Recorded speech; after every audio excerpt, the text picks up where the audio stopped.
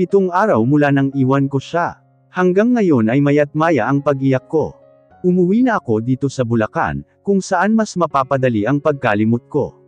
Nasa likuran lang kasi ng bahay nila Lily, kung saan ako nakatira ang malawak na bukirin kung saan sariwa ang simoy ng hangin. Siya nga pala, nag-transfer na ako ulit sa Bulacan State University, at noong makalawa lamang ay nagsimula na ako ulit pumasok dito. Hindi madaling makalimot, inaamin ko na lagi ko pa rin siyang hinahanap-hanap ko pa rin siya. Higit sa lahat ay mahal na mahal ko pa rin siya. Araw ng Sabado ngayon kaya narito ako sa likod bahay, at nakaupo sa kahoy na duyan, habang tinatanaw ang mga luntiang kabundukan, at mga ibong humuhuni at malayang nakalilipad at dumadapos sa mga puno. Ate Hana, samahan naman sa bayan mamaya o. Mag-grocery tayo ha. Lumapit si Kasanta sa akin upang marinig ang tugon ko. Siya nga pala, sa Faith University pa rin nag-aaral si Lily. Umuwi lang siya kasi weekend. Alangan naman isali ko pa siya sa kadrimahan ko na umalis sa Faith University. Dinayari ang pangarap niya at pag-aaral niya. Oo naman, may bibilhin din kasi akong karagdagang gamit para sa pag-aaral ko eh. Anong oras ba? Tugon ko at lumingon ako sa kanya, para makausap siya ng maayos. After lunch na lang siguro Ate Hana, nakangiting sabi nito sa akin. Ate Hana, dagdag niya, bigay tugon ko. Sabi pala ni nanay, magsisimba daw tayo bukas, sabi ni Lily. Napangiti ako dahil matagal-tagal ko na ring hindi nagagawa iyon, dahil nga sa busy ako sa studies. Sure, namimiss ko na din kasing magbonding kasama kayo, pilit akong ngumiti kahit na sa loob ko, ay hindi lubos ang ngiting iyon. Naglakad siya papunta sa direksyon ko, at nakiupo sa duyan na gawa sa retaan na inuupuan ko. Kamusta na kaya siya? Tanong ko sa kawalan. Hindi ko din alam ate. Ikaw kamusta ka na? Tanong niya. Hindi naman kasi ganun kadali yun tugon ko sa kanya. Andito lang kami para sa iyo ate, sabi nito at yamakap sa akin. Mahal ko na siya, dagdag ko. It takes time. If the both of are meant for each other, love will find a way for you to get back together. But it depends. If he do loves you, it will work. But if not, just accept and let go. I took a deep sigh. Ano ba yan Ate Hana? Ang drama mo pati ako naki-carried away sa'yo, maluhaluhang sabi niya, at sumilay ang ngiti sa aking mga labi. Babae, sino bang may sabi na magdrama ka rin? Natatawang tugon ko habang pinupunasan ang aking mga luha. O siya, maiwan na muna kita dito ate. Tumango ako at saka siyang umiti sa akin. Naiwan akong mag-isa at saka nagmuni-muni, nakakainis talaga ang lalaking yon, lagi na lang ginugulo ang isipan ko at lagi na lang sinasaktan ang damdamin ko. Narito kami ngayon sa bookstore sa loob ng mall, kasalukuyan akong namimili ng mga books, para mapaglibangan ko kung naboboring ako. Ipakikita ko sana kay Lily ang napili kong libro, kasi paglingon ko ay wala na siya sa likuran ko. Naglakad-lakad ako para hanapin ang loka-loka kong pinsan, na bigla-bigla na lang akong iniiwan. Umagaw ng atensyon ko ang kumpulan ng mga tao sa may malapit sa escalator. Napairap na lang ako nang makita kong isang marriage proposal lang naman. Siguro, sasabihin yung ang bitter-bitter ko, pero totoo naman nakakainggit kasi. Naalala ko na naman siya. Naalala ko yung mga panahon na magkaaway kami. Yung mga panahon na nagkakilala kami kahit na hindi masyadong maganda, at sobrang epic ng unang pagkikita namin. Yung mga panahon na binubuli namin ang isa't isa. Lahat ng magagandang alaalang yaon, ay nabura at napalitan ng galit at puot, nang malaman ko na nagsinungaling siya sa akin, at nag-assume ako na mahal na niya ako. Ang pag-iibigan at estado naming dalawa, ay para bang ang milyong-milyong bituin na nasa kalangitan sa kadalisayan ng gabi, na aking tinatanaw ay napakahirap abutin, at pahulugin para pasayin, alagaan, at higit sa lahat ay mahalin at pahalagahan ako. Umaasa pa rin ako na darating ang araw, kung saan magkikita kaming muli, at muli akong mananibik na yakapin, at masilayan ang mga ngiting dahilan ng pagtibok ng puso ko, at siya ring pagtigil ng pagtibok nito. Pinipilit ko man siyang limutin, ngunit dumadating ang pagkakataon na bigla na lamang siyang pumapasok sa isipan ko, at patuloy pa rin ang pagkabog ng puso ko, habang iniisip ko siya, at tuwing babalikan ko ang mga tawanan, ngiti, at pigating pinagsamahan naming dalawa, na bigla na lamang mabubura, dahil sa isang kasinungalingan. Nagsimula akong naglakad palabas ng mall o ng establishmento, at dinala ako ng aking mga paa sa mistulang hardin nito, kung saan, tanaw na tanaw mo ang mga bituing kumikislap, habang kumikinang sa kaibuturan ng kalangitan. 2 weeks later, Hana. It's been 2 weeks. Mula nang nangyari yun, at hanggang ngayon ay galit at nagtatampo pa rin ako. Napapanguso at irap na lang ako sa mga lovers na nakikita ko. Walang forever, sabi saka umirap, at ibinaling na lang sa history book na binabasa ko ang atensyon ko. Baklang ito, ang bitter mulalan. Nagulat na lang ako nang may bumagsak na bag sa mesa, kung saan nakapatong ang librong binabasa ko. Siya nga pala si Lalan Sanica Santos. Best friend ko since bata pa kami.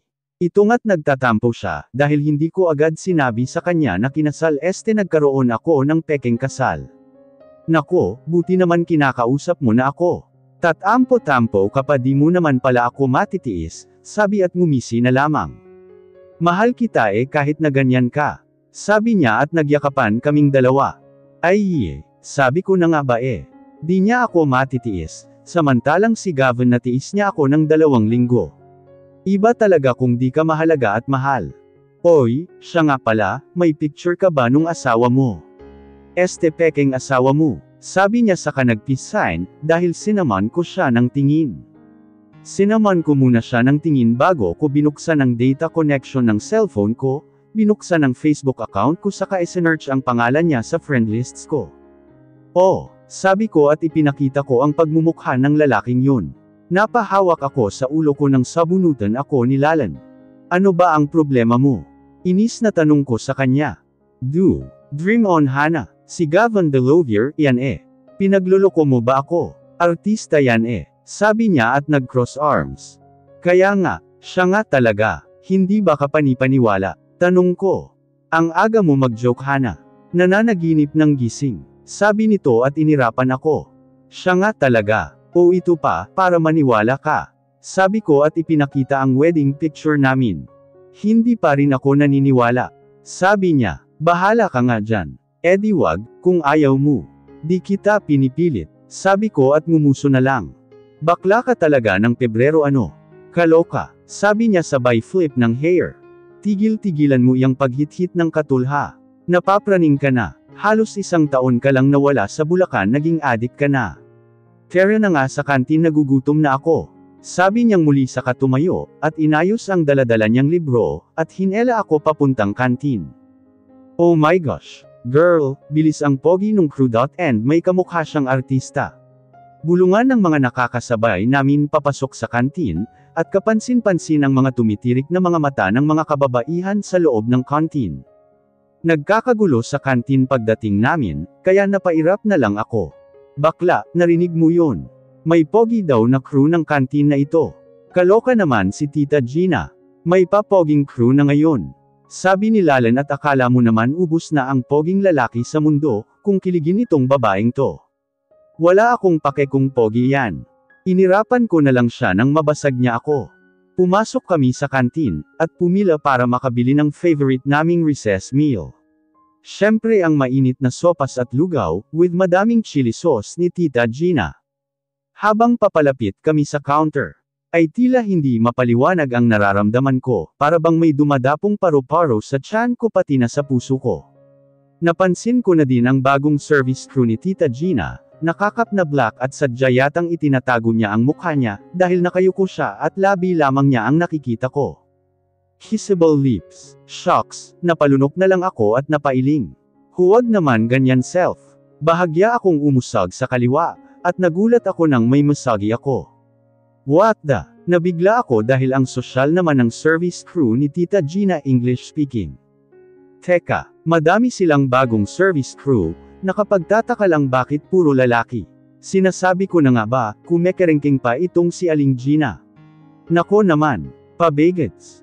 Napakagatlabi na lang ako, nang mapagtanto ko nahulog ang mga mangkok na dala ni Kuyang Crew. Nag-atubili tuloy akong tulungan siya, so bad Hana.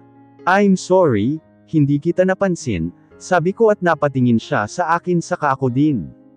Nanlaki ang mata ko nang makita ko ang mukha niya, parang si Gian. Gian, Tanong ko at agad naman siyang umiwas ng tingin, saka umalis. Baka kamukha lang. Sabi ko sa sarili ko at nagkibit balikat na lang. Bumalik na ako sa pwesto ko, at hindi ko namalayan ako na pala ang bebentahan dahil tapos na si Lalan na nasa unahan ko. This is it. Makakaharap ko na si Kuyang Crew. Shucks. Bakit ganito ang pakiramdam ko? What's your order, ma'am? Bakit pamilyar ang boses niya, hindi masyadong malaki ngunit hindi din maliit? My God. It can't be. He can't be. Sopas, with very and many hot chili sauce. At saka isang pineapple juice, yung heart smart ha. Sabi ko. Okay, coming up. Sagot niya. Saglit akong nag-ante na dumating si Tita Gina, dala ang order ko. Pero nasagi ng hairnet niya ang cap ng crew kaya ayun, nalaglag. Nanlaki ang mata ko at bumilis ang tibok ng puso ko, at bumilis ang paghinga ko. Maging siya ay nagulat nang makita niya akong nabigla. Nagkatitigan kami ng ilang segundo, at naramdaman ko na naman ang kakaibang tibok ng puso ko't pagbagal ng kilos ng mga tao sa paligid. Gavin. Total na tanong ko, hindi ko pa rin makuhang paniwalaan ang nangyayari. Hinela ko si Lalan palabas ng kantin, kahit nagrereklamo siyang kumakain pa siya. This can't be. Ayoko na. Bakit? Bakit pa siya nagpakita ulit? Bakit binibigyan na naman niya ako ng dahilan, para umasa sa kanya? Para mahalin ko siya. Bakla. Bakit ka ba nang hihila bigla-bigla? Gutom pa ako eh. Ano ba? Sabi niya habang hila-hila ko pa rin si Lalan. Basta, sa library ko na ipapaliwanag. Tumakbo kaming dalawa papuntang library, dumaan kami sa fire exit sa gilid ng main building, para hindi kami masundan ni Rem, dahil ngayon ko lang napagtanto si Gian talaga yung nakita ko, at hindi malabong nandito sila Rem. Pagkarating namin sa library, at iniwan namin ang bag namin sa locker area ng library, saka pumirma sa logbook ng library, at umupo sa dulong bahagi ng library. Ikinwento ko lahat ng nangyari sa amin ni Gavin.at kung bakit kami umalis sa kantin, habang ikinukwento ko iyon ay lalong sumasakit ang nararamdaman ko, lalong bumubuhos ang luha ko, kaya niyakap ako ni Lalan. Gago pala yung lalaking yun eh. Nabigla lahat ng narito sa library pati na ang librarian. Hey! Observed silence, okay. Oh my gosh! Bulyo nung baklang librarian. Napatikip naman siya ng bibig niya, nang mapagtanto sumigaw din siya. Ang hirap talagang magkaroon ng pangmalakasan best friend. Consummation. It's already 7 PM nang mapagdesisyonan ko ang umuwi. Nanggaling akong computer shop para ipaprint at ipabookbind ang thesis papers ko, pagkatapos ay ipinasa ko na ito sa instructor ko. Well, tama nga ang hinala ko. Narito ang buong tropa ni Gavin. At sa buong araw na iginugol ko sa universidad na ito, ay siya rin namang iginugol nila sa pangungulit sa akin. Kesyo, gusto daw ni Gavin na mag-usap kami, kesyo miss na daw ako nung Bakulao, kesyo bumalik na daw ako sa Faith University, kesyo iyak nang iyak si Gavin nung umalis ako. Nako, nakakasawa na, kaya naman tinatakasan ko na lang sila, buti na lang hindi nila alam ang pasikot-sikot rito. At saka, bakit kaya hindi nagpakita ulit si Gavin sa akin? Sumuko na ba siya agad? Ano pa itong pinag-iisip ko? Nagpatuloy na lang ako sa paglabas ng campus, saka sumakay ng tricycle para makauwi sa bahay. Manong, bayad po, sabi ko nang makababa ako sa tapat ng gate namin, saka inabot ang bayad kay Manong. Nagtaka ako dahil bukas ang gate, samantalang lagi itong isinasara dahil iniiwasan na makalabas ang mga alagang aso ni nanay. Frente akong naglalakad papasok ng bahay, at ipinagwalang bahala na lang ang tungkol sa gate na nakabukas, itatanong ko na lang kung nakapasok na ako sa bahay. Walang isang minuto kong narating ang pintuan, at tinanggal ang sapatos ko sa kapapikit na binuksan ang pintuan, sapagkat huminga ako ng malalim sa sobrang gulat sa kaganapan sa university kanina, saka pumasok na ako ng bahay. Nay Mela, Lily, bakit bukas yung nanduto kayo? Nagulat ako nang napabaling ang tingin ko sa sala. Sheks, anong ginagawa ni Gavin at ng mga kaibigan niya dito? Hi Hana, bati ni Gian. Hi Ate Hana, walang emosyong bati ni Josh. Oh, bakit siya nandito? Bakit kayo nandito? Matare na tanong ko. Ano kasi namasyal lang kami kasi fiesta na ninyo sa Makalawa, kinakabahang pagsisinungaling ni Phoenix. Obvious naman ang pakay nila dito bukod sa pista. Teka, bakit nila nalaman ang fiesta namin, at lalong-lalo na ang bahay namin? Aside from that, taas kilay kong tanong sa kasinama ng tingin si Iras, dahil nag-peace sign siya sa akin. Ano kasi kasi ano Kasi si ay ano pala di matuloy-tuloy na palusot ni Skenzer. Ano? Walang emosyon na tanong ko. Ano kasi basta, sabi niya sabay ngiti. Kainis. Seryoso ako, anong pakay niyo dito? Iritableng tanong ko. May aayusin lang yung kaibigan namin na importante. Sabi ni Rem sabay kindat sa akin. Hindi kayo welcome dito. Alis. Pagtatiboy ko sa kanila, saka dam akong hagdanan para pumanaog sa itaas, kung nasaan ang kwarto ko. Hindi pa ako nakakaakyat ay humirit si Rex, kaya napahinto ako sa pagpanaog. Sige ka, kapag natulog kami sa labas, baka paggising namin dinumog na ang bahay nyo, kasi ang daming gwapo sa labas ng bahay nyo. Tsaka baka mapano kami kung umalis kami ng ganitong oras. Sabi niya sabay pakyot. Napairap na lang ako sa pangungonsensya niya. Tsaka, baka ano pa ang mangyari sa amin. Kawawa ka naman wala ka ng asawang pogi. Napairap na lang ako sa pagsabat ng bakulaw sa tabi-tabi. Ang kapal talaga ng mukha mo ano. Unang-una, hindi ka re-rapin dahil ang pangit mo. Pangalawa, hindi kita kinakausap, kaya huwag kang sumabat. At pangatlo, hindi na kita asawa. I mean, hindi naman pala talaga kita asawa. Sabi ko saka pumanhik sa hagdan at nagtungo sa kwarto ko. Ibinagsak ko ang pagsara ng pintuan, saka pumadyak ng malakas. Anyari sa'yo? Tanong ni Lily nang makita ako. Nakapwesto siya sa kama, at nakaupo doon habang nakasalpak sa tainga niya ang earphones, at halatadong nagbabasa ng istorya sa Wattpad. Oh, umuwi na pala siya galing Manila. Nauwi ka na pala? Tanong ko. Teka, kasabay mo ba yung mga yun? Tumango naman siya at kalmado lang. Nanlaki ang mata ko, dahil siya pala ang salarin, kung bakit nalaman nila ang bahay namin. Hoy bruha ka, bakit mo naman dinala yung mga yun dito? Lukaret ka din sermon ko sa kanya. Ate, nagmakaawa sa akin yung asawa mo, na-miss ka na daw niya, at gusto niyang mag-sorry dahil mabait ako ayon. Pumayag akong sumama sila, ngumiti sa akin si Lily, kaya binato ko siya ng libro. Aray ate, ang sakit noon ha, sigaw niya at ibinato sa akin pabalik yung libro, buti na sa loko. Yun nga lang nabitawan ko yung bag na hawak ko. Pasaway itong isang ta, oo.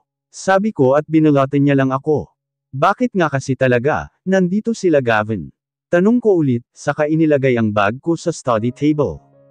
Gusto daw niyang bumawi sa'yo. Ang kulit mo naman Gusto din niyang patawarin mo siya. Ewan ko nga bakit sumama yung iba, prenteng sagot niya at inalis ang earphone sa tainga niya. Kung bawiin ko kaya ang buhay mo? Pagtataray ko sa kanya. Chill ka lang, okay. Reaksyon niya. Oh, bakit nandito ang buong tropa? Tanong ko. Ewan ko sa mga iyon, may kikifiesta daw sila since, grand fiesta naman sa linggo, sagot niya.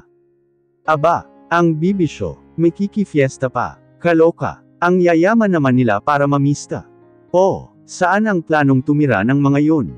Tanong ko saka binuksan ang closet ko, at kumuha ng pajama at t-shirt na pitch, at inilapag ito sa kama na kinauupuan ni Lily.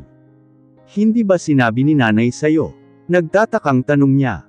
Paano sasabihin ni nanay hindi ko naman siya nakita sa ibaba? Ang alin? At saka, wala si nanay sa ibaba, sabi ko. Oh. Nandito lang siya kanina By the way, dito muna pinatuloy ni nanay yung mga iyon. Since, kaibigan mo naman daw sila, at nandun yung asawa mo pamilya na rin sila para sa atin. Dito muna sila titira sa loob ng 1 linggo, at para na rin daw may katulong sa gawain dito sa bahay, para sa pista, napataas kilay ako sa sinabi ni Lily. Anong palagay mo kay nanay? May sabula at bigla na lang naglalaho. Siya nga pala, saan matutulog yung mga yon? 4 na kwarto lang ang available, hindi naman kalakihan ang salas nitong bahay. Up and down nga itong bahay pero maliit lang. Tsaka makalumang disenyo pa ito. Baka mamaya hindi sila sanay sa mainit na temperatura nitong bahay. Problemadong tugon ko. Ate Hana chillax, may solusyon na si nanay para dyan. Sabi niya sa kangumiti ng nakakaloko. Paano? Tanong ko. Basta. Dali na, magbihis ka na't maghahapunan na ate, bababa muna ako sa ibaba ha. Silipin ko lang kung nandyan na si nanay, para matulungan ko na siyang maghain ng hapunan, sabi ni Lily kaya tumungo na lang ako, at dumiretso na sa banyo dala ang damit, tuwalya, at iba pang kagamitan sa pagligo.